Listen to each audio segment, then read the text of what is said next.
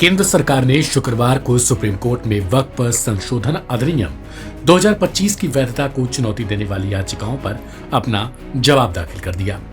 हलफनामे में केंद्र ने चुनौती वाली याचिकाओं को खारिज करने की मांग की और कहा कि इस कानून पर कोर्ट पूरी तरीके से रोक नहीं लगा सकता। इसके पीछे की वजह को संसद द्वारा बनाए गए कानूनों पर संवैधानिकता की परिकल्पना लागू होने की बात की गई। करीब 1332 पन्नों के पहले जवाबी हलफनामे में सरकार ने कानून का बचाव करते हुए कहा कि चौंकाने वाली बात यह है कि साल 2013 के बाद वक्फ भूमि में 20 लाख हेक्टेयर ठीक 20,92,072.536 से अधिक की वृद्धि हुई है। मुगल काल से ठीक पहले, आजादी से पहले और आजादी के बाद के दौर में भारत में कुल 18,29,163.896 एकड़ जमीन वक्फ की थी। हलफनामा अल्पसंख्यक मामलों के मंत्रालय में संयुक्त सचिव शेरशाह सी शेख मोहिद्दीन द्वारा दायर किया गया। सरकार ने कहा कि पिछले 100 सालों से वक्फ बाय यूजर को लेकर केवल पंजीकरण के आधार पर मान्यता दी गई, मौखिक रूप से नहीं, इसलिए संशोधन निरंतर अभ्यास के अनुरूप है।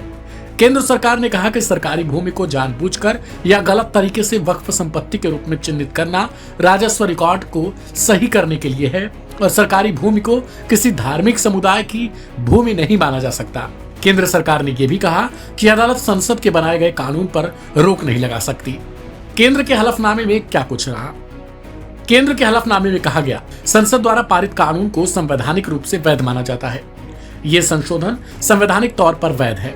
ये वक्फ प्रशासन में हस्तक्षेप नहीं करता है। वक्फ मुसलमानों की कोई धार्मिक संस्था नहीं बल्कि वैधानिक निकाय है। यह कानून संविधान के मौलिक अधिकारों का उल्लंघन नहीं करता है। केवल प्रबंधन और पारदर्शिता सुनिश्चित करने के लिए कानून में बदलाव किया गया है।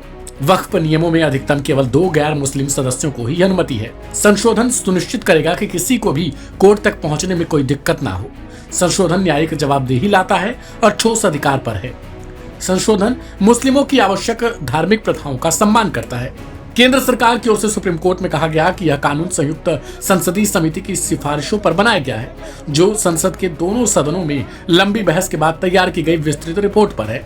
सुप्रीम कोर्ट के पास निस्संदेह कानून की संवैधानिकता की जांच करने की शक्ति है, लेकिन अंतरिम स्तर पर कानून के किसी भी प्रावधान के संचालन के खिलाफ निषेधाज्ञा प्रदान करना प्रत्यक्ष या अप्रत्यक्ष रूप से 3BC संवैधानिकता की इस धारणा का उल्लंघन होगा, जो राज्य की विभिन्न शाखाओं के बीच शक्ति के नाजुक संतुलन के पहलुओं में से एक होगा।